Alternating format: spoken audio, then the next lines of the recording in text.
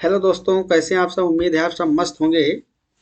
तो आज हम पढ़ने वाले हैं, बहुत ही इम्पोर्टेंट क्वेश्चन डिस्कस करेंगे आज। क्योंकि ये जो टॉपिक है एक संपूर्ण क्वेश्चन है और बहुत ज़्यादा पूछा जाता है। तो बीएससी फर्स्ट ईयर की बात कर रहे हैं। BSc first year semester first, zoology, Hindi में हम बोलते हैं जिसको जंतु विज्ञान या फिर प्राणी विज्ञान। यूनिट 4 चल रही थी जिसमें हमको cell cycle, cell division, cell signalling के बारे में पढ़ना था। तो सेल साइकिल वाला और सेल डिवीजन वाला पूरा पार्ट हमारा कंप्लीट हो चुका है। इसमें कई सारे लेक्चर आपको मिले हैं जिसमें हमने इंट्रोडक्शन कि सेल साइकिल और सेल डिवीजन क्या होता है। इसके बाद में हमने माइटोसिस पढ़ाया आपको, समसूत्री विभाजन। फिर मियोसिस मतलब अर्धसूत्री विभाजन के बारे में डिटेल में आपको लेक्चर मिल गए। अगर आपने नहीं देखा तो उनको जरूर देखिए, वहां से खूब सारे क्वेश्चन पूछे जाते हैं।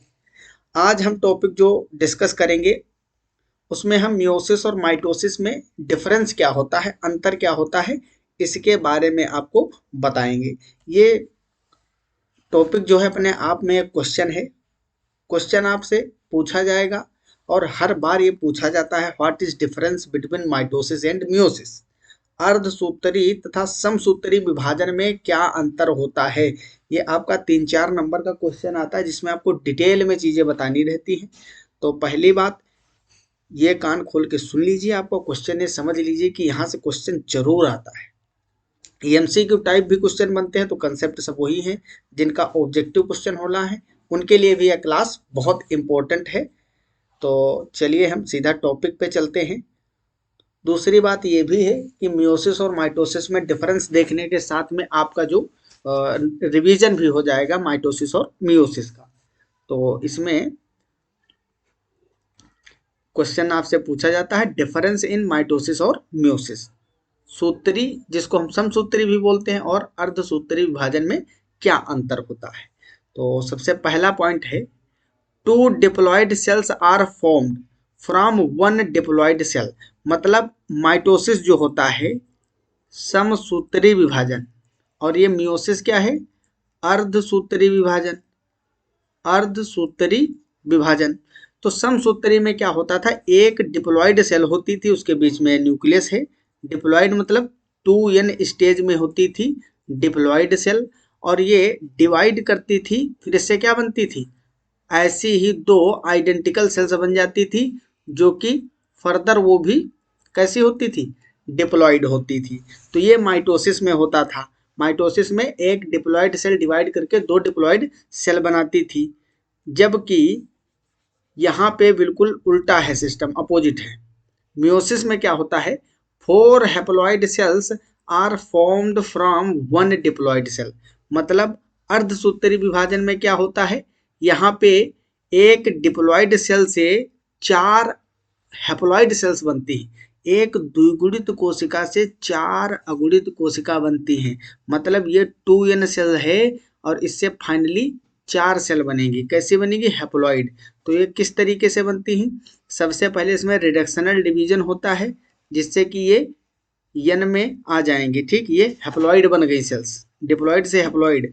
अब इनका माइटोसिस हो जाएगा दोनों का। ठीक है, ये है मियोसिस फर्स्ट, मियोसिस फर्स्ट। और ये है आपका मियोसिस सेकंड, जो कि बिल्कुल आपके माइटोसिस के जैसे होता है। माइटोसिस में भाई, माइटोसिस का विशेष लक्षण क्या है कि इसमें जो है प्लॉइडी चेंज नहीं होती है। द्विगुणित कोशिका है तो उससे जो बनती है सेल वो भी द्विगुणित ही होती है 2n स्टेज में। तो यहाँ देखिए क्या हो रहा है, मियोसिस फर्स्ट में क्रोमोसोम का नंबर घट रहा है, यहाँ 2n था, यहाँ n हो गया है। बट जो मियोसिस सेकंड होता है, मैंने बताया था ना मियोसिस के 2 पार्ट है, फर्स्ट और सेकंड। तो ये सेकंड डिक्टो कॉपी होता है आपके माइटोसिस के जैसे। जैसे माइटोसिस में प्लॉइडी सेम रहती है, गुणिता सही वही रहती है जो पुरानी सेल में थी, सेम वैसे ही यहाँ पे होता है। तो इस तरीके से फाइनली 4 सेल बन जाती हैं जो कि हैप्लॉइड होती हैं। कैसी होती हैं, हैप्लॉइड होती हैं। तो ये बहुत बड़ा अंतर है इसमें। सबसे मेन अंतर यही होता है, ये आपको याद भी रखना है। तो पहला पॉइंट आपको समझ में आ गया क्या अंतर होता है। माइटोसिस में जो समसूत्री विभाजन है इसमें क्या होता है, एक सेल से, एक डिप्लॉइड सेल से दो डिप्लॉइड सेल्स फॉर्म होती है, मतलब एक द्विगुणित कोशिका से दो द्विगुणित कोशिका बनती है।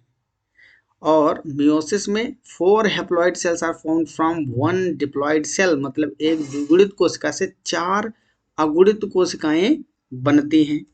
अगला पॉइंट है point number 2, it occurs in somatic cells, मतलब जो कायिक कोशिकाएं होती हैं हमारी, वर्धी कोशिका जिसको बोलते हैं, उसमें होता है। सोमेटिक सेल्स मतलब बॉडी की ऑल पार्ट में जितनी भी सेल्स हैं सब में भाई ग्रोथ होती है। भाई आप चुन्ने मुन्ने थे, छोटे से थे, ग्रोथ होते होते इतने बड़े हो गए हो, इतनी हाइट हो गई आपकी, तो ग्रोथ प्रॉपर होती रहती है ना एक पार्टिकुलर स्टेज तक। एनिमल्स में ग्रोथ होती है भाई, प्लांट तो असीमित ग्रोथ होती है, उसमें अनलिमिटेड हमेशा होती रहती है। लेकिन एनिमल की हम बात करें, हम लोगों में तो क्या होता है, एक लिमिटेड ग्रोथ होती है, लिमिटेड टाइम तक, एक स्टेज तक होती है, लेकिन ग्रोथ तो होती है। तो सेल डिवाइड करती है तभी तो ग्रोथ होती है। तो ये सेल जो बॉडी की ग्रोथ होती है वो किस डिवीजन से होती है, माइटोसिस से। ये भी क्वेश्चन पूछा जाता है, मियोसिस से नहीं होती। मियोसिस का काम होता है सिर्फ रिप्रोडक्शन में, रिप्रोडक्शन में गैमीट के फॉर्मेशन में हेल्प करता है मियोसिस। अर्धसूत्री विभाजन कहाँ मदद करता है, मियोसिस। रिप्रोडक्शन में गैमीटोजेनेसिस में, जब गैमीट का युग्मक का फॉर्मेशन होता है, निर्माण होता है। और ये जो है वर्धी कोशिकाओं में पाया जाता है, जर्म सेल्स में भी पाया जाएगा, और मेरिस्टेमेटिक कोशिकाओं में। मेरिस्टेमेटिक कहने का मतलब ये प्लांट से आप रिलेट कर सकते हो इस वर्ड को, क्योंकि मेरिस्टेमेटिक सेल्स जो होती हैं वो कहाँ होती हैं, विभज्योतक कोशिकाएं। अरे भाई जो हाईली डिविजिबल होती हैं, खूब ज़्यादा डिवाइड करती हैं प्लांटों में, एपिकल मेरिस्टेम आपने पढ़ा होगा, लेटरल मेरिस्टेम वहाँ पे पाई जाती है। और ये जो मियोसिस आपका है, it occurs in germ cells and spore mother cell. तो यहाँ पे स्पोर का फॉर्मेशन जहाँ हो रहा होगा, गैमीट बन रहे होंगे, सिर्फ वहीं पे मियोसिस देखने को मिलता है। तो ये आपका दूसरा बहुत बड़ा डिफरेंस है। थर्ड पॉइंट है, by this division number of cell is increased, so it is responsible for growth, जो मैंने आपको बताया, and development, and for a sexual reproduction, not sexual reproduction. Sexual reproduction में गैमेट बनेगा, और गैमेट तो भाई मियोसिस से बनता है, तो इसमें ए सेक्सुअल रिप्रोडक्शन में भी ये हेल्प करता है। बाय दिस डिवीजन मतलब मियोसिस, गैमेट्स आर फॉर्म्ड, मतलब यहाँ पे युग्मक का निर्माण होगा, किसका, युग्मक का निर्माण होगा जहाँ पे, वहाँ वहाँ आपको अर्धसूत्री विभाजन देखने को मिलेगा। कैसा, अर्धसूत्री मतलब मियोसिस देखने को मिलेगा। So this division is responsible for sexual reproduction. Sexual reproduction में क्या होता है, एक मेल गैमीट बनता है, क्या बनता है, मेल गैमीट, जो कि हैप्लॉइड होता है, और एक फीमेल गैमीट होता है जो कि कैसा होता है, हैप्लॉइड होता है। ये दोनों मिलते हैं जिससे बनता है क्या, जाइगोट का फॉर्मेशन होता है, जो कि डिप्लॉइड होता है। यही जाइगोट आगे बराबर क्लीवेज करते हुए मोरुला बनाता है, ब्लास्टुला बनाता है, फिर गेस्टुला बनाता है, फिर एक एम्ब्रियो बन जाता है। क्या बन जाता है, एम्ब्रियो, भ्रूण। और वही भ्रूण शिशु में परिवर्तित हो जाता है, और फिर एक टाइम, पार्टिकुलर टाइम पे बच्चे का जन्म होता है। तो ये सारी प्रोसेस आप पढ़े ही हो रिप्रोडक्शन में। तो ये बहुत ही इंपॉर्टेंट डिफरेंस है। चलिए अगले पॉइंट पे चलते हैं। ये तीसरा वाला ही पॉइंट है, ये माइटोसिस है, इधर लिखा हुआ है, इधर आपका मियोसिस है, ठीक, मियोसिस मतलब इस विभाजन में कोशिकाओं की संख्या बढ़ती है, इसलिए यह विभाजन वृद्धि, विकास तथा अलैंगिक जनन करता है। जबकि अर्धसूत्री विभाजन मियोसिस, इस विभाजन के फलस्वरूप युग्मक बनते हैं, इसलिए यह विभाजन लैंगिक जनन के लिए उत्तरदायी होता है। Point number 4, it completes in one sequence, मतलब ये सिंगल स्टेप में, एक सीक्वेंस, स्टेप नहीं, सिंगल सीक्वेंस में कंप्लीट होता है।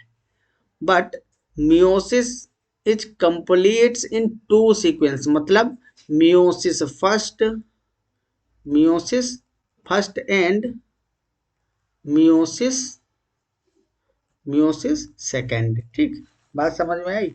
यह विभाजन एक बार में ही पूर्ण होता है, उसमें दो स्टेजेज आ जाती है, दो सीक्वेंस होते हैं। अगला पॉइंट है, इंटरफेज इज शॉर्ट, यहाँ पे इंटरफेज छोटा होता है, अंतरावस्था जो होती है। और काइज मेटा इज नॉट फॉर्म्ड। भाई हाँ, ये बहुत इंपॉर्टेंट पॉइंट है। इसमें जो समसूत्री विभाजन है आपका माइटोसिस, इसमें काइज मेटा का फॉर्मेशन नहीं होता है। क्यों नहीं होता है? क्योंकि यहाँ पे क्रॉसिंग ओवर नहीं होती है, एक्सचेंज ऑफ जीन नहीं होता है। क्रॉसिंग ओवर जो होता है, क्रॉसिंग ओवर, वो माइटोसिस में नहीं पाया जाता है। ठीक। और जबकि मियोसिस में क्या होता है, यहाँ पे इस तरीके से होमोलोगस क्रोमोसोम जो होते हैं वो आपस में क्या बनाते हैं, काइज मेटा का फॉर्मेशन करते हैं। क्या बनाते हैं, यहाँ पे पेयरिंग हुई है, जाइगोटीन में पेयरिंग होती है, सिनेप्सिस बोलते हैं जिसको। तो यहाँ पे बनता है आपका काइज मेटा। क्या बनता है, काइज मेटा का फॉर्मेशन होता है। यहाँ पे क्रॉसिंग ओवर देखने को मिलता है। क्या मिलता है, क्रॉसिंग ओवर। तो ये सब डिफरेंस हैं। ठीक है, ये बात समझ में आई। चलिए भाई अगला पॉइंट हम देखते हैं। तो यहाँ पे आपको इंटरफेज छोटा मिलेगा और काइज मेटा नहीं देखने को मिलेगा। यहाँ इंटरफेज जो होगा आपका लॉन्ग होगा मियोसिस में। क्यों लॉन्ग होगा? क्योंकि भाई यहाँ पे इंटरफेज इसलिए लॉन्ग होगा क्योंकि इंटरफेज का जो प्रोफेज फर्स्ट है, प्रोफेज फर्स्ट, ये फर्दर कई पार्टों में डिवाइड होता है और ऐसा यहाँ पे नहीं होता है। यहाँ प्रोफेज सिंगल शॉट में हो जाता है। और यहाँ पे प्रोफेज फर्स्ट जो है, इसमें आपके लेप्टोटीन आ जाते हैं। क्या आ जाते हैं, लेप्टोटीन। इसके बाद में आ जाता है जाइगोटीन, जाइगोटीन। फिर क्या आता है आपका, फिर आता है आपका डिप्लोटीन, डिप्लो। फिर आता है पैकेटीन, सॉरी, थर्ड नंबर में आता है आपका पैकेटीन, पैकेटीन। और फिर फोर्थ आता है आपका डिप्लोटीन, डिप्लोटीन। और लास्ट में आता है डाइकाइनेसिस, डायाकाइनेसिस। ठीक। तो ये प्रोफेज 5 स्टेप में डिवाइड हो जाता है। और यहाँ पे प्रोफेज सिंगल शॉट में होता है। इसमें कोई अलग अलग शाखाएं नहीं होती हैं, अलग अलग ब्रांचेस नहीं करते हैं हम। क्यों? क्योंकि ये छोटा होता है। इसलिए हम कहते हैं कि यहाँ का जो इंटरफेज है वो छोटा है। माइटोसिस का इंटरफेज छोटी होती है, काइज मेटा नहीं बनता है। जबकि यहाँ पे इंटरफेज लॉन्ग होता है और काइज मेटा इज फॉर्म्ड। काइज मेटा का फॉर्मेशन कहाँ होता है? तो ये होता है पैकेटीन में। ठीक है। और आपकी पेयरिंग कहाँ होती है? Pairing of homologous chromosome, pairing of homologous chromosome occurs in zygotene stage. किसमें? जाइगोटीन, जिसको हम क्या बोलते हैं, सिनेप्सिस बोलते हैं। क्या बोलते हैं? सिनेप्सिस। ठीक। तो ये बात भी आपको याद रहनी चाहिए क्योंकि इस पे क्वेश्चन पूछे जाते हैं। चलिए भाई अगला पॉइंट क्या है हमारा, पॉइंट नंबर 6, कैरियोकाइनेसिस मतलब nuclear division, division of nucleus या nuclear material, division of nucleus. क्या बोलते हैं? Karyokinesis. And cytokinesis, division of cytoplasm, division of cell बोल सकते हो या फिर साइटोप्लाज्म। ज़्यादा अच्छा वर्ड है साइटोप्लाज्म, क्योंकि भाई सेल के अंदर तो न्यूक्लियस भी आ जाता है। तो न्यूक्लियस तो सेपरेट, हम उसको कैरियोकाइनेसिस बोलते हैं। तो साइटोकाइनेसिस को सेल डिवीजन तो बोल नहीं सकते, इसको साइटोप्लाज्म डिवीजन बोलते हैं। क्योंकि सेल के अंदर ही तो न्यूक्लियस है। तो ये एक बार कैरियोकाइनेसिस में ये क्या होगा, 2 न्यूक्लियस बन जाएंगे, डिवाइड कर जाएंगे। फिर ये सेल डिवाइड करती है इस तरीके से। तो एक एक न्यूक्लियस चला जाएगा। पहले कैरियोकाइनेसिस होगा, यहाँ पे क्या होगा, कैरियोकाइनेसिस, फिर होगा साइटोकाइनेसिस। तो कैरियोकाइनेसिस में न्यूक्लियस 2 पार्ट में डिवाइड होगा, फिर साइटोकाइनेसिस में ये साइटोप्लाज्म इसका डिवाइड हो जाएगा। ये बात समझ में आई। अकर ओनली वंस मतलब एक बार, डीएनए रिप्लिकेट्स वंस, ये माइटोसिस की बात कर रहे हैं। तो वैसे तो ये पीडीएफ हम भेज दें, आप भी इसको पढ़ लेना, पढ़ लोगे अपने आप समझ लोगे, लेकिन उतना अच्छे से आपको क्लियर नहीं होंगी चीज़ें। ठीक। तो पीडीएफ तो वैसे भी आपको मिल ही जाएगा, लेकिन यहाँ पे आप चीज़ें समझ लोगे, थोड़ा अच्छे से हम समझा देंगे, है ना। बट यहाँ पे क्या होता है, मियोसिस अर्धसूत्री विभाजन में karyokinesis occurs twice, but cytokinesis में अकर 1 और 2 टाइम। डीएनए रेप्लिकेट्स ट्वाइस, मतलब 2 बार। भाई म्यूसिस फर्स्ट और सेकंड 2 बार हो रहा है तो 2 बार सब कुछ होगा ना। यहाँ पे एक सेल से 2 ही सेल बन नहीं है, यहाँ पे एक सेल से 4 सेल बन नहीं है। ठीक है, इस तरीके से 4 सेल का फॉर्मेशन हो रहा है तो 2 बार यहाँ पे होंगी ना। कैरियोकाइनेसिस और साइटोकाइनेसिस केवल एक बार होता है माइटोसिस में। डीएनए द्विगुणन भी एक बार, यहाँ 2 बार होता है। लास्ट पॉइंट है आपका point number 7, the crossing over and synapses does not occur. वही बात जो मैंने अभी आपको बताया था, क्रॉसिंग ओवर भी नहीं पाया जाएगा इसमें, ना तो सिनेप्सिस होगी, होमोलोगस क्रोमोसोम की पेयरिंग नहीं होगी। बट यहाँ पे आपको the crossing over and synapses occurs, यहाँ पे क्रॉसिंग ओवर भी मिलेगा और सिनेप्सिस भी मिलेगा। यहाँ पे दोनों चीजें एब्सेंट होंगी क्योंकि यहाँ पे क्रोमोसोम का, होमोलोगस क्रोमोसोम की पेयरिंग नहीं होती, इसीलिए यहाँ पे जो है आनुवंशिक रूप से समान होती है। यहाँ पे जो न्यू सेल्स बनेंगी, न्यू सेल्स जेनेटिकली सेम होते हैं, जेनेटिकली सेम। बट यहाँ पे जो होंगी सेल्स, वो न्यू सेल कैसी होंगी, न्यू सेल जेनेटिकली डिफरेंट होती हैं, जेनेटिकली डिफरेंट होती हैं। क्यों होती हैं? क्योंकि भाई यहाँ पे न्यू रिकॉम्बिनेशन बनते हैं, यहाँ पे न्यू रिकॉम्बिनेशन नहीं देखने को मिलेंगे। ठीक, रिकॉम्बिनेशन नहीं देखने को मिलेंगे, बट यहाँ पे आपको न्यू रिकॉम्बिनेशन देखने को मिलेंगे। यहाँ पे रिकॉम्बिनेशन मिलेगा इसलिए वेरिएशन देखने को मिलेगा। क्या होगा? वेरिएशन, मतलब विभिन्नताएं उत्पन्न होंगी, जो सेल्स होंगी वो उनमें विभिन्नताएं देखने को मिलेंगी। बट यहाँ पे विभिन्नताएं जो हैं, विभिन्नताएं मतलब वेरिएशन, वेरिएशन आपको देखने को नहीं मिलेगा। ये हाईली इवोल्व्ड होंगी, ये इसमें एवोल्यूशन ज़्यादा देखने को नहीं मिलेगा। तो ये बहुत सारी ऐसी घटनाएं हैं जो कि होती हैं, इसमें अंतर आप कर सकते हो। इसके अलावा 2-3 पॉइंट यहाँ भी इम्पोर्टेंट है। देखो, ये शॉर्ट में आप इसको जल्दी से रिवाइज करना है तो, जैसे एग्जाम के टाइम पे आपको रिवाइज करना है तो ये पीडीएफ फॉर्म में आपके मोबाइल में पड़ा रहेगा, इसको जल्दी से रिवाइज कर सकते हो आप। कंपेयरिंग माइटोसिस एंड मियोसिस, यहाँ पे आपको कंपेरिजन करना है।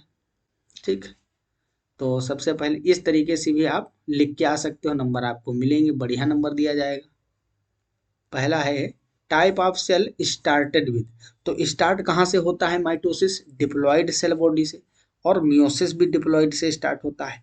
टाइप ऑफ सेल क्रिएटेड, बनेगी कौन सी सेल डिवीजन के बाद में? तो यहाँ डिप्लॉयड से डिप्लॉयड ही बनती है सेल माइटोसिस में, बट यहाँ पे हैप्लॉयड सेल बनेगी। ठीक, स्टार्ट हमेशा, स्टार्ट दोनों डिप्लॉयड से ही होंगे। माइटोसिस में डिप्लॉयड से डिप्लॉयड बनेगी, बट मियोसिस में डिप्लॉयड से हैप्लॉयड बनेगी। यहाँ नंबर कितना होगा? नंबर ऑफ सेल कितने होंगे? 2 बनेगी एक से, यहाँ पे 1 से 4 बनेगी। कंपेयर टू पेरेंट सेल, तो पेरेंट सेल के आइडेंटिकल होती है यहाँ। भाई माइटोसिस में कोई रिकॉम्बिनेशन तो होगा नहीं, जेनेटिक मटेरियल तो मिलेगा नहीं, 2 चीजों का है, सिंगल सेल वही है डिवाइड कर रही। तो यहाँ पे होमोलोगस क्रोमोसोम की पेयरिंग नहीं होती, इसलिए पेरेंट से आइडेंटिकल होती है, यहाँ पे डिफरेंट होती है, इसीलिए यहाँ वेरिएशन आते हैं। ठीक, डिवीजन यहाँ सिंगल होगा और यहाँ 2 बार में होगा, क्योंकि एक बार म्यूसिस फर्स्ट, एक बार म्यूसिस सेकंड। तो शॉर्ट में इसको आप रिवाइज करने के लिए डाल लीजिए पीडीएफ। और दूसरी बात, देखो चीजें याद कैसे करें, बहुत बड़ी समस्या है। याद कैसे करें, याद कैसे करें? याद करने का कोई सुपर ट्रिक किसी के पास नहीं होता है। पहली बात, हमें मेहनत तो करना पड़ेगा। ठीक, मेहनत करो, और दूसरी बात, बार बार रिवाइज करो, बार बार रिवीजन करो, बार बार चीज़ों को पढ़ो। आप सोचते होगे सर ये तो हर कोई बताता है बार बार रिवाइज करो।